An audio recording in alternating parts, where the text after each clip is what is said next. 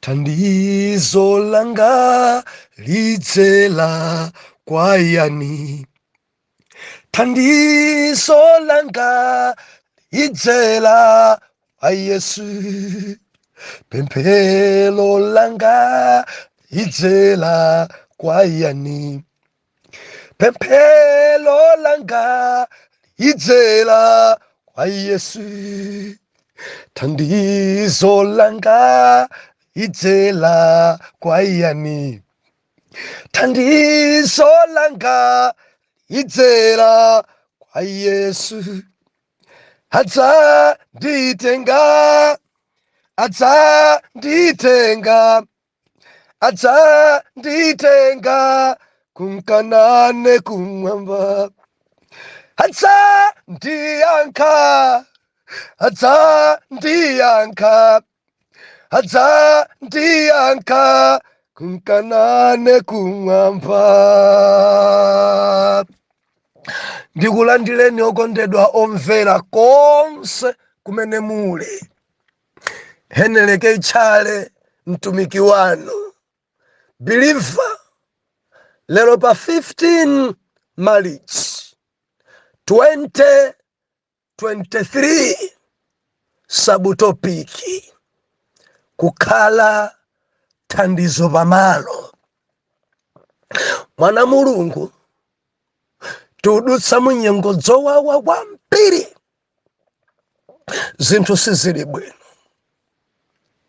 Miyoyo yambiri yatsikira kuli chete. Mphepo idutsayi katiti namondwe kaya. Cyclone uyuyu, mwana Mulungu, aunonga zinthu. Mwapadera believer ni mafuna tilimbikitsane ngati oyera mtima. Zatigwera, zachitika, titani. Sabutopiki kukhala thandizo munyengo yovutayi. Believer, kuli ena apulumuka koma akusowa mphasa yogonera. Kuli ena apulumuka inde koma akusowa pokhala. Kuli ena apulumuka moyo ali nawo koma chakudya alibe. Kuli ena chofunda chovala alibe.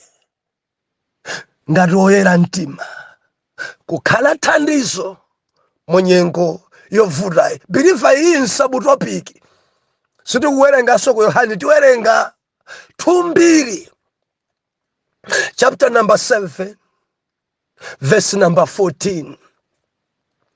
Thandizo. Mwana Mulungu, thandizo.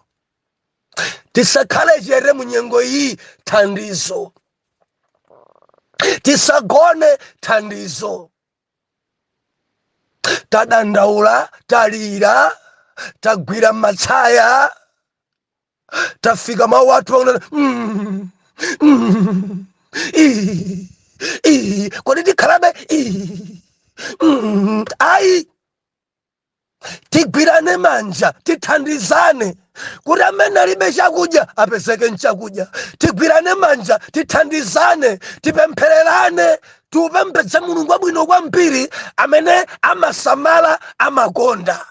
Endidziwani ichi, thandizo lathu, pemphero lathu mwana Mulungu limadzera mwa Khristu. Ambuye atikomere mtima.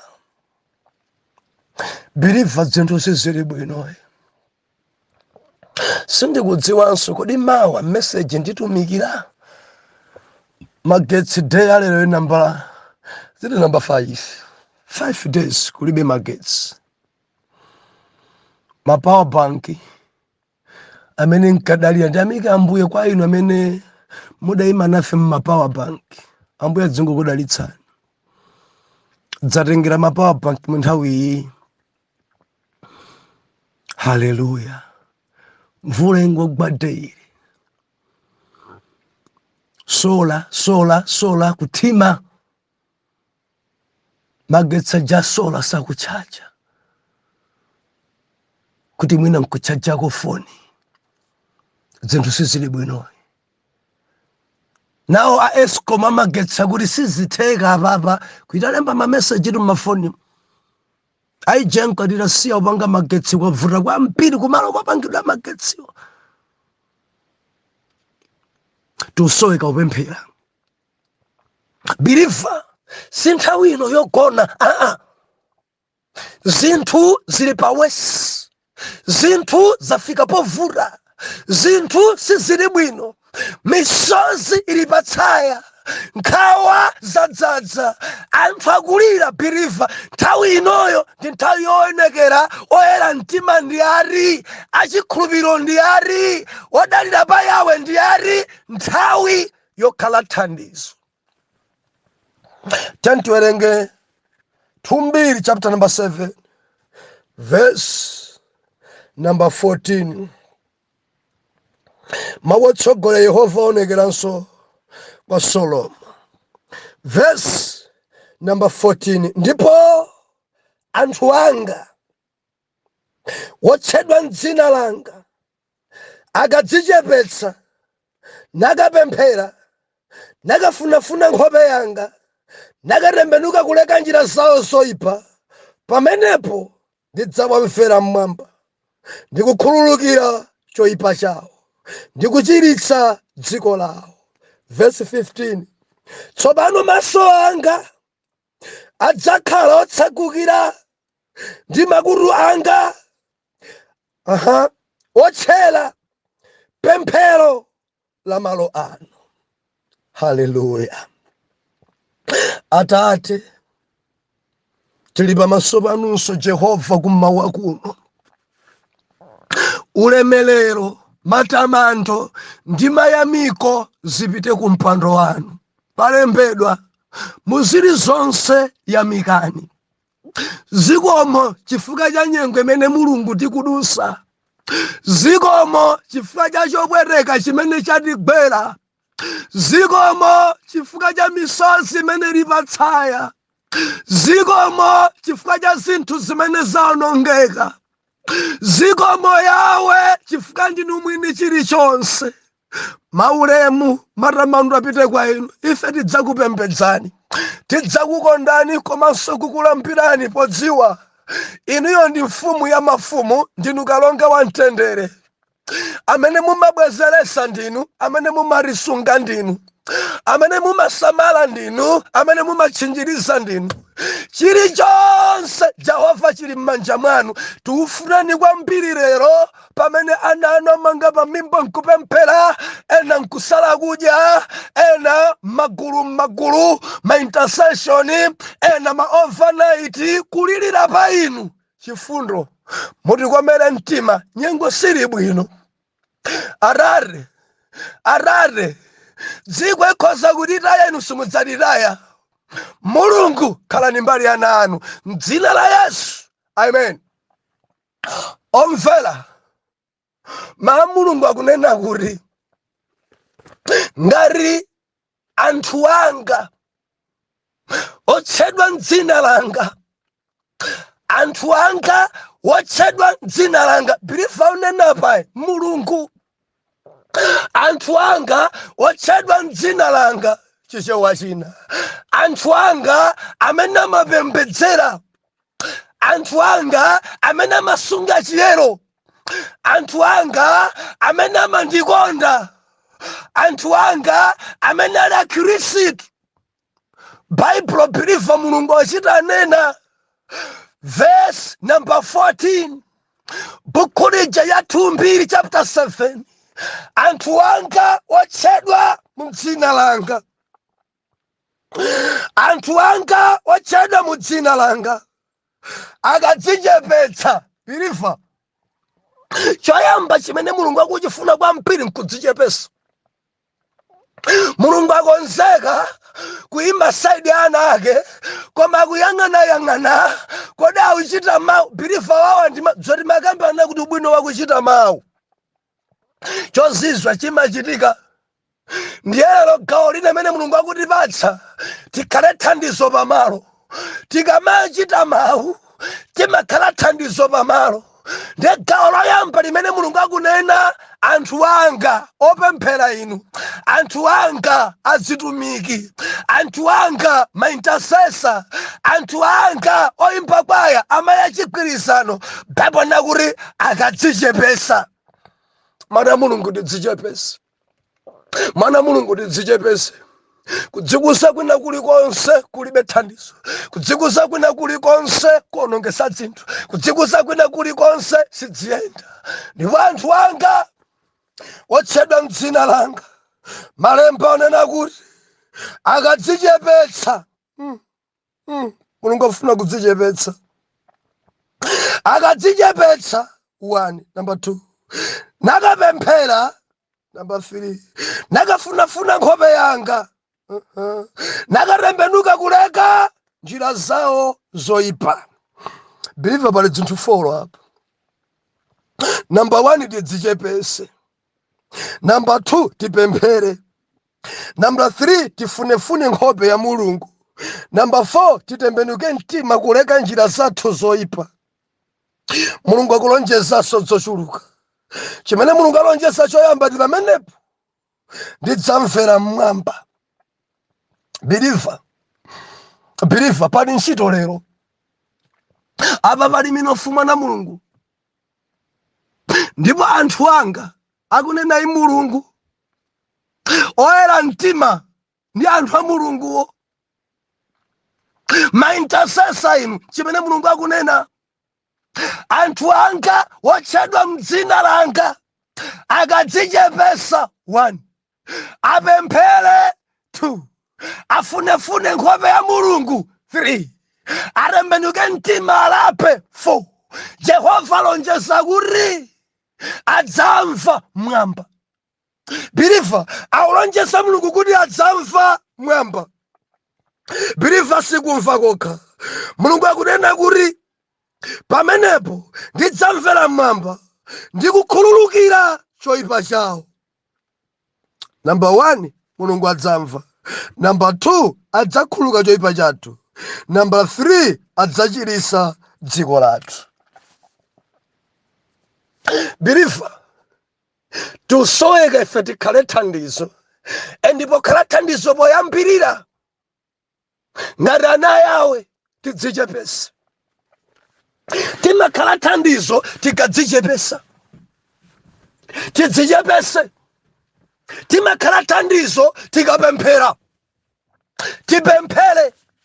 Timakhala thandizo tikamayifunafuna nkhope ya mulungu. Timakhala thandizo tikalapa ndi kutembenuka mtima. Ndiye Yehova ulonjeza kuti pamenepo ndidzamva mwamba. Sikumva kwakha koma kuchirisa dziko lawo. Sikuchirisa kwakha koma kukhululukira choyipa chawo. Believer, mulungu akonzeka kukhululuka. Mulungu akonzeka kumva pemphero. Mulungu akonzeka kuchirisa dziko. Believer, dziko langa ladzaza marenda. Dziko langa ladzaza nzopwereka. Podusa cyclone uyuyu adusa marenda. Asiya maumphawi, asiya misozi, zinthu dzaonongeka. Yawe kumwamba unena kuti pamene ena kudzikwa kungolira mawu alibe.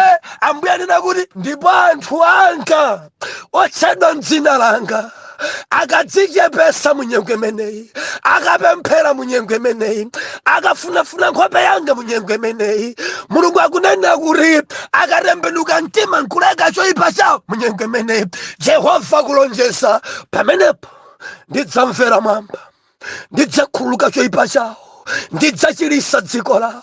Yawe adzamva. Verse number 15 akuti maso anga adzatsegukira malo ano, khutu langa lidzamvetsera mapemphero a malo ano. Koma kuti Yehova maso ake atiyang'ane pa Malawi, maso ake ayang'ane pa Mozambiki, maso ake ndi khutu lake atchele pa Zimbabwe, pa Afrika. Ana a Mulungu, ngwazi za Yehova, maintercessor opembedzesa opembedzera Bible nena kuri tidzichepese anthu anga adzichepese anthu anga apemphere biliva kudziko kuno kuli anthu opemphera koma udzikusa kwambiri ena amadzitenga ngati mulungu ndiwo kudzimva kwambiri matukutuku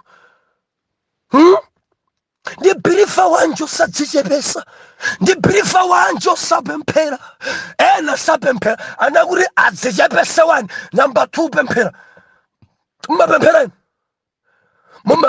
mungodandaula mungolira mwagwada inu nkupemphera Ambuye mutichitire chifundo munyengo imene ya cyclone amene mutichitire chifundo kuti Fred amene Mulungu mukhale thandizo mbali athu ena sadapemphere ena sadasale kudya ena libe mpata opemphera kumwamba kuti anthu anga otchedwa m'dzina langa akadzichepesa ndi kupemphera kufunafuna nkhope ya Mulungu mufunafuna nkhope ya Mulungu biliva nthawi iyi mufunafuna nkhope ya Yawe dzatigwerazi tifunafuna nkhope ya Mulungu timaifuna nkhope ya Mulungu nyengo zathu zopemphera nkusala kudya nyengo zathu zogonja ndi kupepesa nyengo zathu zodzikankhira kwakuya kwa Yawe zona tachimwa talakwa zona choipa chatigwera Yawe tikukufunani kwambiri nthawi imene biliva nthawi ni nthawi yokhala thandizo ana Mulungu tikhale thandizo ana Mulungu tisangogonayi ana Mulungu tikhale thandizo biliva pali china chake chimene Mulungu akuyembekeza mutachikwanirisa munyengo imeneyi pali china chake chimene Yawe akufuna muchichite munyengo imeneyi kumwamba onena kuti ngati mungadzichepese ndi kupemphera ndi kuifunafuna nkhope ya Mulungu ndi kutembenuka mtima kuleka njira zoyipa Mulungu adzamva Mulungu adzatimvera mapemphero mwana Mulungu vesi imandipatsa ine chilimbikiso mtima kuti pali anthu ambiri opemphera amene samfuna Mulungu samusaka Mulungu samfunafuna Yawe pali anthu ambiri opemphera akukakamirabe uchimo Mulungu akuti akatembenuka mtima kutanthauza kuti kupemphera kuchita uchimo Mulungu samamva apa pali chinsinsi kodi mapemphero athu ngamamveke bwanji namba 1 kudzichepesa kodi mapemphero athu ngamamveke bwanji namba 2 tidzipemphera kwambiri kodi Mulungu angamatiyankhe bwanji mapemphero namba 3 kumfunafuna Mulunguyo kodi Mulungu amene angatiyankhe bwanji angakhale bwanji side yathu cha namba 4 kutembenuka mtima kulapa palembedwa m'malemba Mulungu samvera anthu ochimwa Isaiah 59 verse number 2 kuti khutu la Yehova limamva dzanja lake lalitali ndithu koma zoyipa zatilekanisa anthu akamapemphera kuchita uchimo Mulungu samamva palembedwa Yawe woyerayi samvera wochimwa chimo imanunkha pa iye ngati bibi tikamapemphera tikugonedwa Mulungu samva tikamapemphera tikuchita chinyengo Mulungu samva tikamapemphera tikupanga phada Mulungu samva tikamapemphera tikusawira ndi uchimo Mulungu samva palembedwa kuti anthu anga otchedwa m'dzina langa akadzichepesa akapemphera akafunafuna nkhope yanga akatembenuka mtima kuleka njira zawo zoyipa kumwamba Yawe aulonjeza pompo ndidzawamvera mwamba sikumva kokha ndidzachiritsa dziko lawo sikuchiritsa kokha ndidzakhululukira choyipa chawo akakhululukira choyipa dziko imakhala pa mtendere zina kumana nazosi Malawi alakwitsa Malawi achoka pamaso pa Mulungu mene zikukhalira zachisembwere Malawi achoka pamaso pa Mulungu opembedza sakupembedza moona pakuchitika phada pakuchitika zoyipa zimene Malawi zanyasa chinyengo mdziko langa zanyasa uchimo mdziko langa zanyasa kuponderezana biliva zanyasa palembedwa oyera mtima akadzichepesa oyera mtima akapemphera oyera mtima akafuna nkhope ya Yahwe oyera mtima akalapa machimo Yehova adzamva adzachirisa dziko komanso kukhululukira. Haleluya. Ndimafuna ndidandaulire kwa oyera mtima zatigwera titani tikhale thandizo. Ena ndi anebanu zawagwera mukhale thandizo kwa anebawo. Nyumba ya aneba yagwa ino nyumba yanu muli mzipinda dzinayi khalani thandizo apaseni pogona apaseni pogona. Ena muli mablangeti angapo khalani thandizo blangeti ina apatseni awo ana kugona opanda chofunda kukhala thandizo pamalo biliva sitimasekana. Ena pano pamene amba kuseka yagwa nyumba yawo adzionera yagwa yapita ni mphepo ankanyada nyumba ya mashoni ayikokolola madzi ochokera mmwamba imwene pa phiri ya Blantyre nyumba zonse zapita. Oyera mtima achite choncho tikhale thandizo tikhale thandizo. Palembedwa m'malemba lira naoni amene akulirawo ndikondwa naoni amene akukondwa. Mukhudzika inu ndi miyoyo imene yapitayi mukhudzika pachitika zinthu anzathu amene muli kunja mwina mukungoona zithunzi pa foni kuchitika zinthu kufika inu kuyang'ana thupi uzizidwa ndikhulupirani zithunzi zimene mukulandira uzichitika kuno akakutumizani kuti chinchapa nsanje pa Bangula pamene pali abusa Tchale khulupirirani amene mudabwerako ku Bangula madzadzadza ambiri sidachitikepo mkalerosi ndi simungapite ku nsanje ndi simungapitenso kwa Nkabu amene ali pa Bangula akhale pa Bangula pomwepo. Misewu yatha kuchoka milatho kuphulika sizili bwino zigayo kulizi galimoto ya mafuta singayendenso zasiya mafuta ma filling station.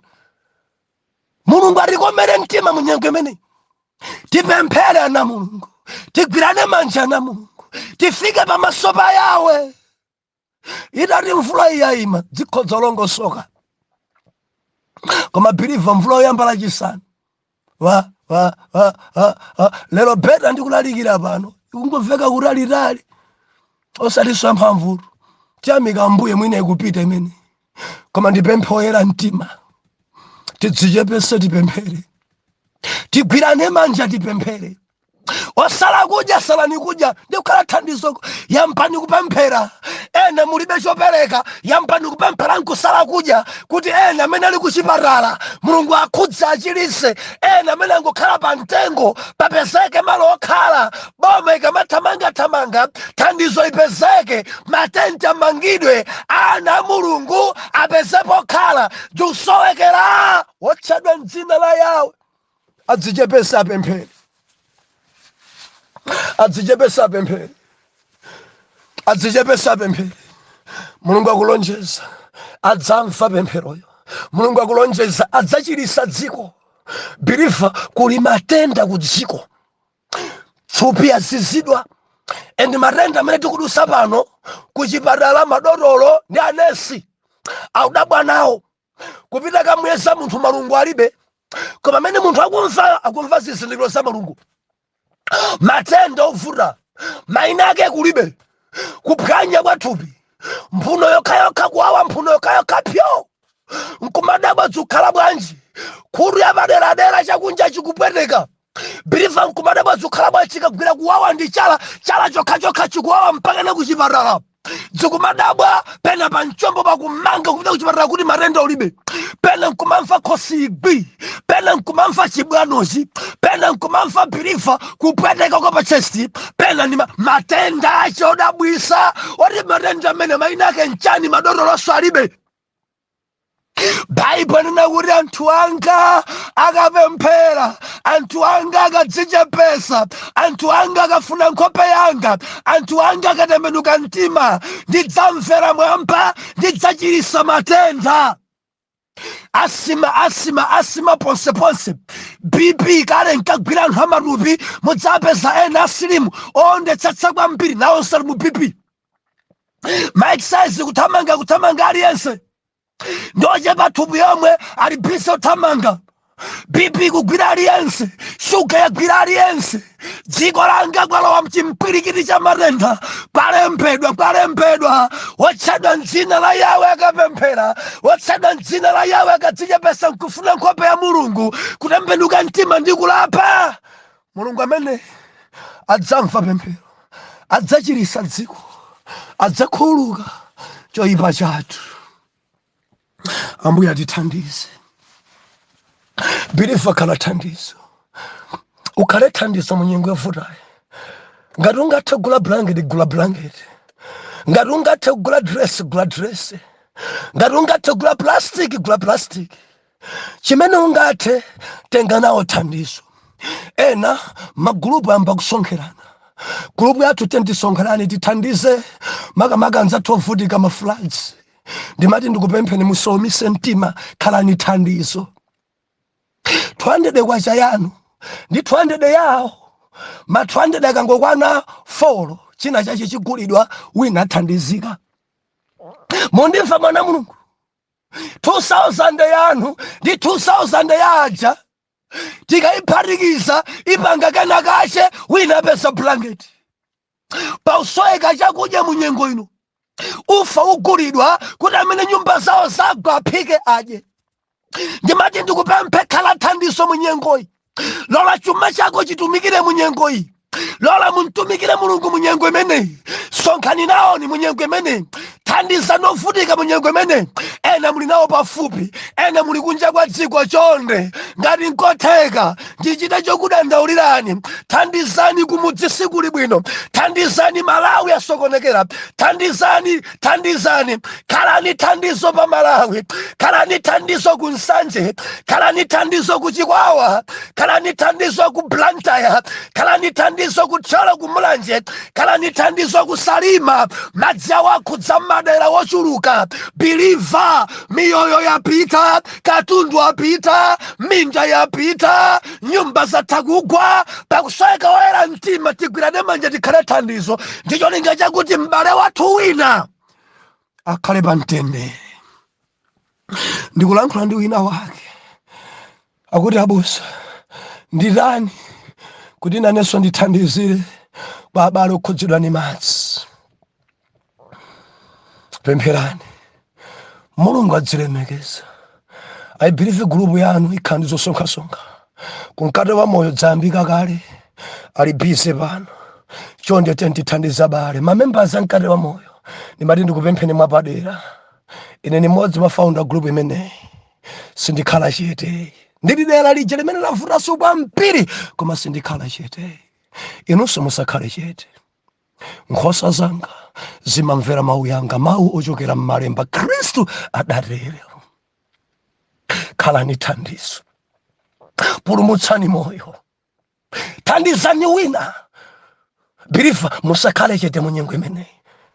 Musakhale chete munyengo imeneyi. Musakhale chete munyengo imeneyi. Kukhala thandizo munyengo yovuta. Tipemphere. Atate, m'dzina la Yesu, ulemelero, matamando kumasoma yamiko zipite kumpando wanu. Zikomo chifukwa cha m'bale wanga ndi mulongo wanga amene zinthu sizili bwino pa iye. Ndikupemphera chifukwa cha anthu anu awa oyera mtima awa kuti asakhale chete munyengo iyi. Lolani tigwirane manja kuti tipulumutse moyo wina, tithandize moyo wina, tiveke moyo wina, tijese moyo wina. Ndizi nzotheka Mulungu mukatithandizira. Inu ndi mwini siliva ndi golide. Pamene mwana wanu uyu akuyamba kuthandiza, Mulungu ndikupemphera munchulukitsire zinthu. Zisomo munchulukitsire. Budget yake njosokonekera kale, sadadzikonzekere izi, koma kuchita chifukwa makukondani. Ndikupemphera Ambuye adalitseni, apambanitseni. Ofuna kwakweza mwakweze, wachulukitsira zisomo pa business mwachitire choncho. Khululukirani mabanja awo, yambani nawo chapter chatsopano, ana awo aende muchigonjetso ndi chipambano, m'dzina la Yesu Khristu oyera mtima tiyankhe kuti amen and amen.